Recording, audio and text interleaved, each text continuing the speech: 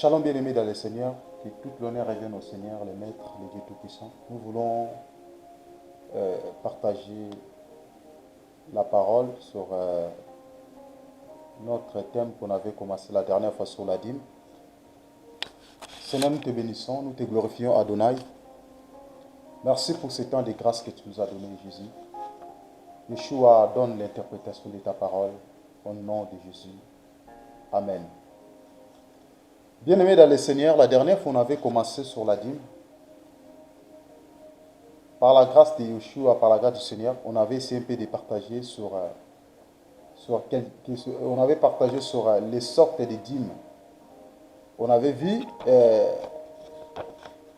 on avait parlé sur la dîme qui était au bénéfice des Lévites, dans Nombre chapitre 18 au verset 21, que le peuple devait payer pour donner, le peuple devait payer aux Lévites.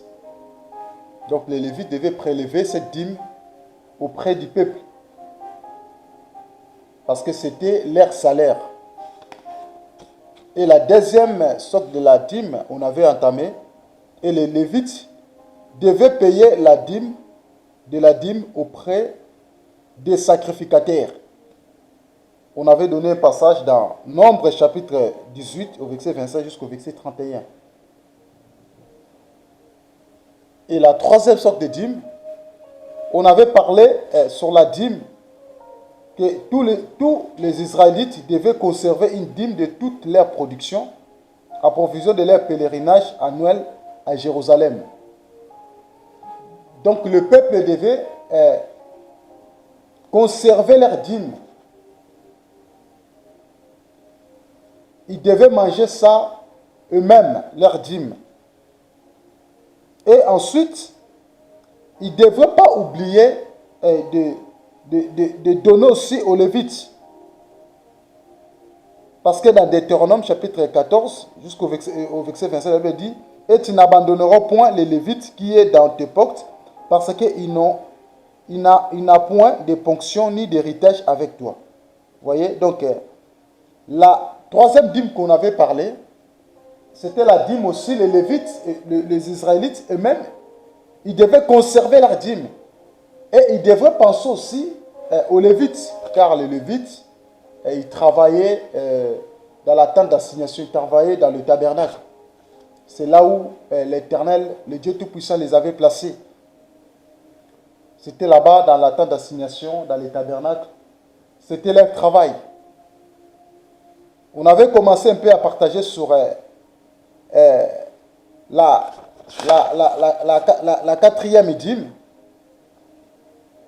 On avait donné un passage dans Deutéronome chapitre 14. On va le lire, Deutéronome chapitre 14. On va prendre Deutéronome chapitre 14. On avait commencé à expliquer ça. Comme ça, aujourd'hui, on va poser aussi la question par rapport à l'enseignement que Yeshua avait donné pour la dîme. Concernant la dîme. Deutéronome chapitre 14. Deutéronome chapitre 14. Nous allons commencer au verset 28. Sur la quatrième dîme.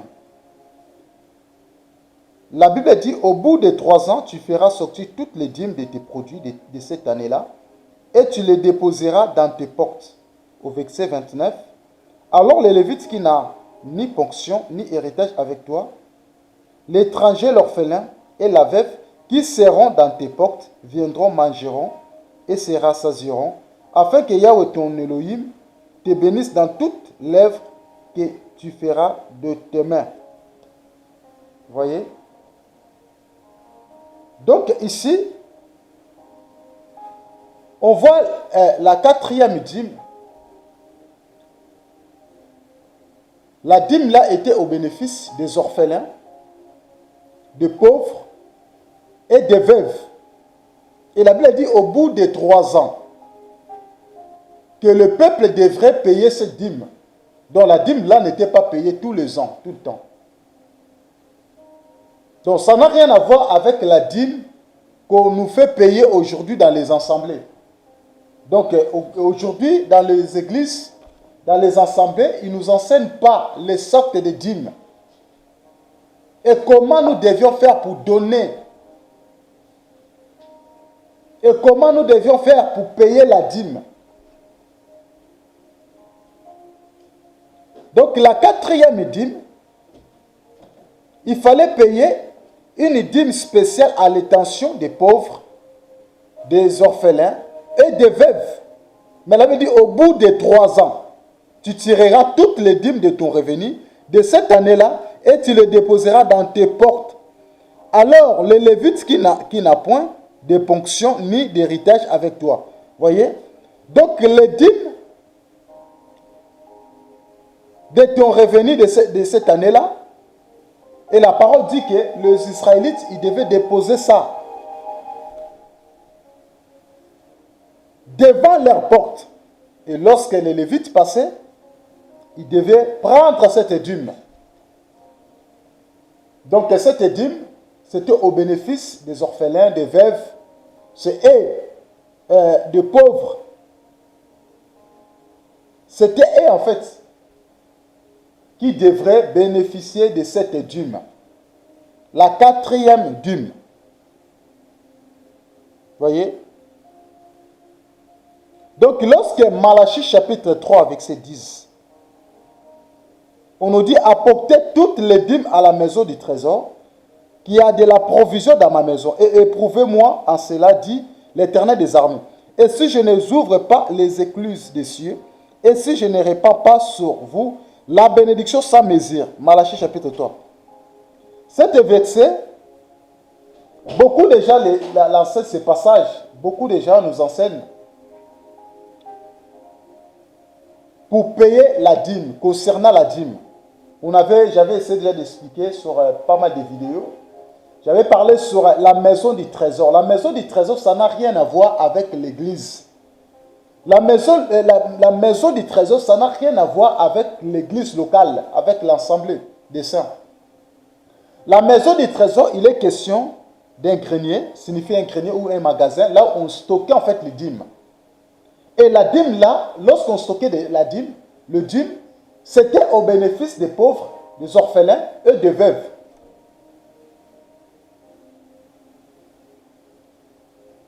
Donc la maison du trésor, ça n'a rien à voir avec cette interprétation que les hommes de Dieu nous enseignent. Et les hommes de Dieu nous parlent, c'est l'église, c'est la maison de l'Éternel. Or, si nous respectons vraiment les Écritures, nous allons voir que la quatrième dîme, c'était à l'intention des pauvres, des orphelins et des veuves. Et la Bible dit au bout de 3 ans. Donc ce n'était pas tous les ans. Donc la quatrième dîme, elle est interprétée avec Malachie chapitre 3, verset 10. Donc la maison du trésor, il est question, signifie un magasin, un grenier, là où on stockait en fait les dîmes. Pour donner aux veuves, aux orphelins.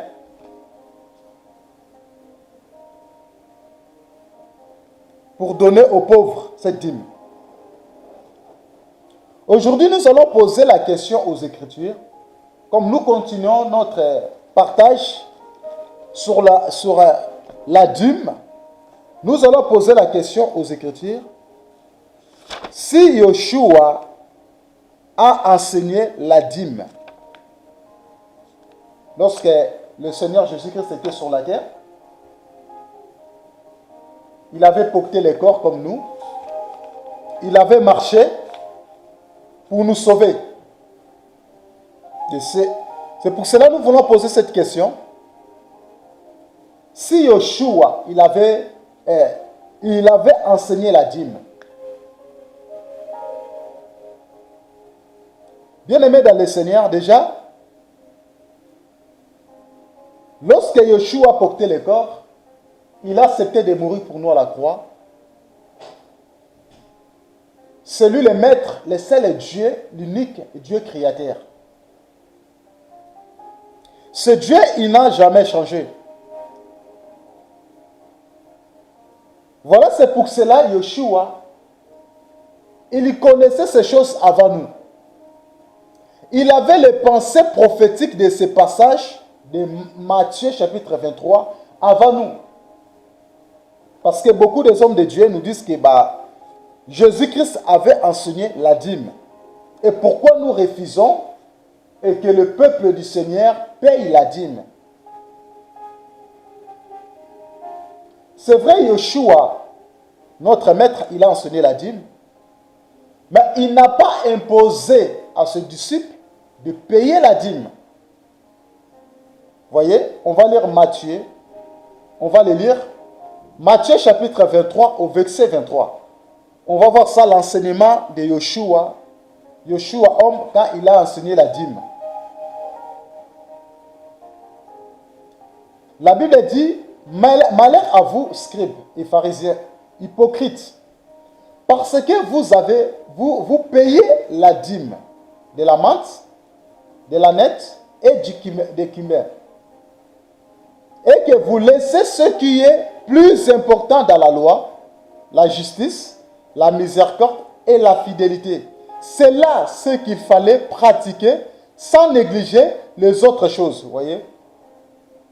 D'abord là, dans ce passage, nous voyons Yeshua, il est en train de dénoncer le comportement des scribes et des pharisiens. Voyez? Il est en train de condamner leur manière d'être, leur manière de faire. Malheur à vous, scribes et pharisiens, hypocrites. Voyez? Nous sommes dans une génération où il y a beaucoup d'hypocrites. Nous sommes dans la génération où beaucoup des enfants de Dieu vivent dans l'hypocrisie. Les gens aiment que l'hypocrisie. Voilà, c'est pour cela Yeshua, étant que le véritable maître, il y voyait déjà ces choses avant nous. Voilà, c'est pour cela, devant les pharisiens et les scribes, il avait commencé à dénoncer ces choses. Il a dit, parce que vous payez la dîme de la menthe, de la nette, et tous les dîmes que vous payez. Il a dit, ce qui est plus important dans la loi. Voyez? Donc le Seigneur lui-même, Yeshua, maître, Jésus-Christ est notre maître, étant que sur la terre, il avait respecté la loi. On va lire Matthieu chapitre 5. On va lire Matthieu au chapitre 5, verset 17. Yeshua a respecté la loi sur la terre, étant qu'il avait porté le corps. Matthieu chapitre 5, au verset 17, la Bible dit, ne croyez pas que je sois venu pour abolir la loi ou les prophètes. Je ne suis pas venu les abolir, mais les accomplir. Voyez, ce passage est très très important. Yeshua n'était pas venu pour abolir la loi. Donc ça veut dire sur la terre, étant que Dieu, il devait respecter la loi. Il devait marcher sous la loi. Yeshua a marché sur la loi, sous la loi. Il a respecté la loi. Mais la Bible dit, je ne suis pas venu les abolir, mais les accomplir. Voyez? Donc, à la croix, Yeshua, il avait accompli. Il avait mis fin à la loi. Lorsqu'il a monté à la croix, il a mis fin à la loi. Jean chapitre 19. Jean chapitre 19, on va les lire. Jean chapitre 19. C'est très important. Jean chapitre 19. au verset 30, la Bible dit, et quand Jésus y prit le vinaigre, il dit, tout est accompli, ayant baissé la tête et rendu l'esprit. Vous voyez? Donc tout est accompli. Il a accompli tout à la croix. Il a accompli la loi à la croix. Voilà, c'est pour cela qu'il a introduit la grâce, frères et sœurs. Donc lorsque Yeshua, le Seigneur Jésus-Christ, notre Maître, quand il était sur la terre, il avait marché en respectant la loi. Il avait respecté la loi. Mais en montant à la croix, il a accompli il a accompli tout à la croix. Donc lorsqu'il était sur la terre, il avait respecté la loi. Comme étant que dans la parole, nous avons des alliances. Nous avons l'ancienne alliance qui est sous Moïse. Et nous avons la nouvelle alliance que Yeshua nous a donnée. Lorsqu'il a monté à la croix, il a dit tout est accompli. En prononçant cette parole, et nous sommes basculés à la nouvelle alliance. Il nous a fait introduire dans la nouvelle alliance. Et lorsqu'il est en train d'enseigner sur la dîme, Yeshua voulait expliquer aux pharisiens et aux scribes. Vous avez laissé ce qui est plus important dans la loi. Donc dans la loi, elle-même, la loi, elle enseigne la justice, la miséricorde et la fidélité. Combien de chrétiens qui sont justes?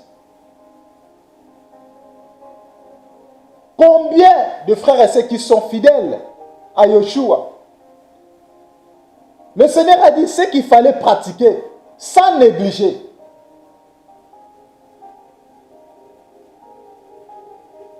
Et c'est quoi la dîme de la menthe? C'est quoi déjà la dîme de la menthe? Parce qu'aujourd'hui, on nous parle des choses dans les assemblées, mais on ne sait pas si ça veut dire quoi. La menthe, c'est un arbre qui dégage l'odeur douce. Et les Juifs l'utilisaient pour mettre en fait sur le sol de leur maison ou dans les synagogues. C'était utilisé dans les synagogues. Ils plantaient cet arbre dans des synagogues ou dans le sol de leur maison. En fait, pour dégager l'odeur douce. Donc, lorsqu'on regarde aussi la dîme n'était pas, les gens ne donnaient pas l'argent, c'était en nature.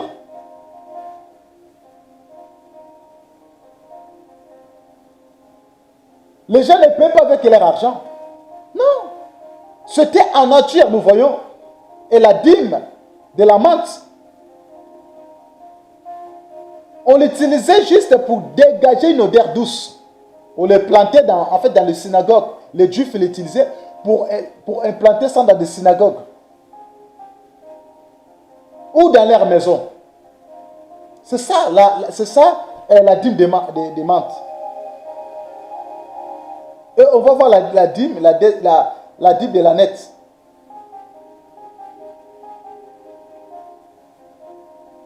La dîme de l'ânette est d'origine étrangère. Ce sont des plantes utilisées pour épices ou pour la médecine. Voyez? Donc lorsqu'une personne a des problèmes de santé, vraiment, en fait, les étrangers, à l'époque, des Juifs, ils utilisaient cette plante, en fait, comme un médicament. C'était utilisé pour la médecine et pour les épices.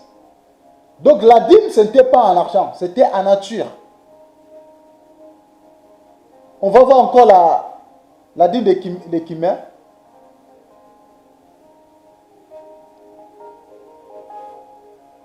Cette dîme, en fait, de cumin est une plante cultivée à Palestine avec des graines. Donc en fait, cette dîme-là dégageait, en fait, cet arbre, il dégageait des parfums aromatiques. Vous voyez, ce n'était pas même en argent. C'était pas, on donnait pas l'argent comme ça. C'était en nature. Vous voyez. Donc c'est ça le dîme là que Yeshua, il a enseigné, il a expliqué aux pharisiens. Et sous ces 3 arbres que Yeshua, il a enseigné aux pharisiens, aux scribes, il a dit non. Laissez, il a dit que vous avez laissé ce qui est plus important.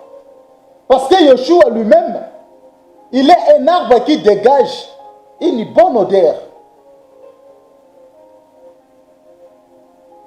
Il est un arbre qui donne le véritable médicament. Voyez? Comme la dîme de la nette.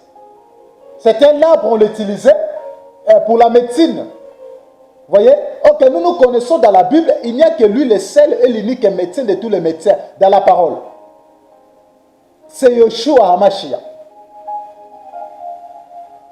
Et la dîme de cumin, c'était utilisé pour une odeur aromatique. Le seul Dieu qui peut donner une odeur aromatique, c'est Yeshua HaMashiach.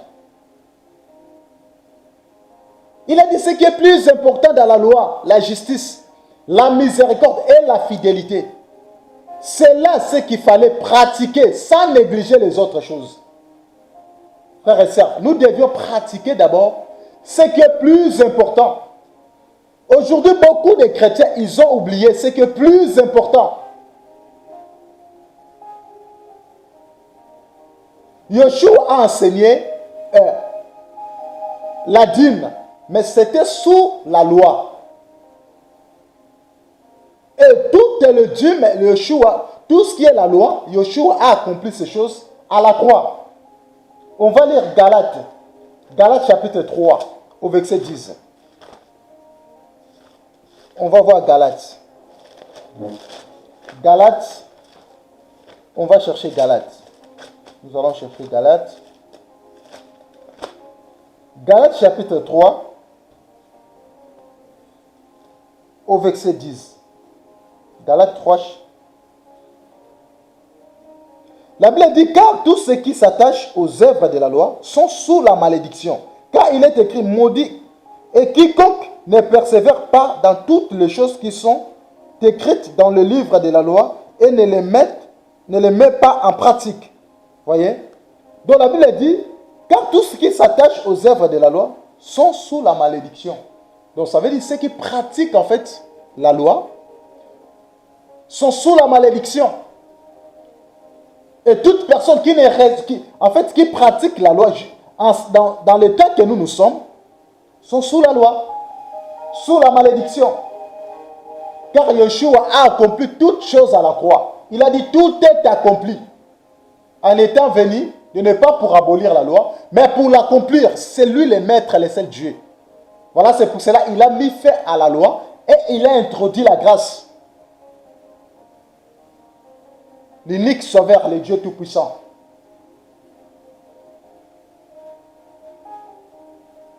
Donc Yeshua, notre maître, il a enseigné la dîme. Mais il a dénoncé d'abord les pharisiens en négligeant d'abord les choses qui est plus important dans la loi. Par rapport à la loi entre eux-mêmes, ils ne respectaient même pas la loi. Si aujourd'hui, les frères et sœurs, vous êtes attachés sous la loi, la Bible dit que vous êtes sous la malédiction. Parce que ceux qui pratiquent la loi sont sous la malédiction. Donc la dîme, c'était la loi. Et aujourd'hui, nous sommes dans le temps de la grâce. Et nous ne devions plus pratiquer, nous ne devions pas pratiquer la loi. Parce que Yeshua, il a mis fin à la loi et il a introduit la grâce. Il a dit à la croix, tout est accompli. Il a dit, tout est accompli. Il a dit, tout est accompli. On va lire Romains chapitre 10. Romains chapitre 10. Au verset 4. La Bible dit, car Christ est la fin de la loi pour la justification de tout croyant. Vous voyez, ce n'est pas moi qui ai écrit. La Bible dit car Christ est la fin de la loi. Lorsqu'il a monté à la croix, il a mis fin à la loi. Et il a introduit la grâce, frères et sœurs. Donc nous ne devions plus pratiquer la loi. Nous ne devions plus payer la dîme. Yeshua étant que Dieu, il n'a jamais imposé à ses disciples de payer la dîme. Aujourd'hui, les assemblées ne nous enseignent pas que nous avons plusieurs sortes de dîmes. Et les assemblées sont là pour nous dire seulement qu'il faut payer la dîme. Déjà, la dîme de tous les dimanches n'existe pas. Il n'y a aucun fondement biblique. Il ne nous explique pas les dîmes des orphelins, les dîmes des veuves, les dîmes des pauvres. Que Yeshua vous bénisse, frères et sœurs. C'était une petite question que nous avons essayé de poser aux Écritures, comme nous avons l'habitude de le faire. On a posé la question si Yeshua a-t-il enseigné la dîme. On a dit, oui, Yeshua, il a enseigné la dîme. Il a bien expliqué, Yeshua étant que Dieu. Il a condamné, il a dénoncé d'abord les scribes et les pharisiens par rapport à leur hypocrisie. Et ils avaient négligé les choses les plus importantes dans la loi. Comme étant aujourd'hui les églises de ce temps, en ce temps que nous sommes les chrétiens, les croyants, négligent les choses qui est plus important.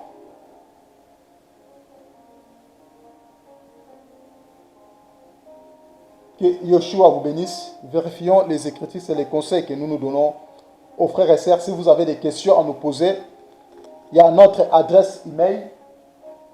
Vous pouvez nous envoyer des messages. On sera là pour vous répondre avec des passages à l'appui. Soyez encouragés, frères et sœurs, au nom de Yeshua, notre Maître.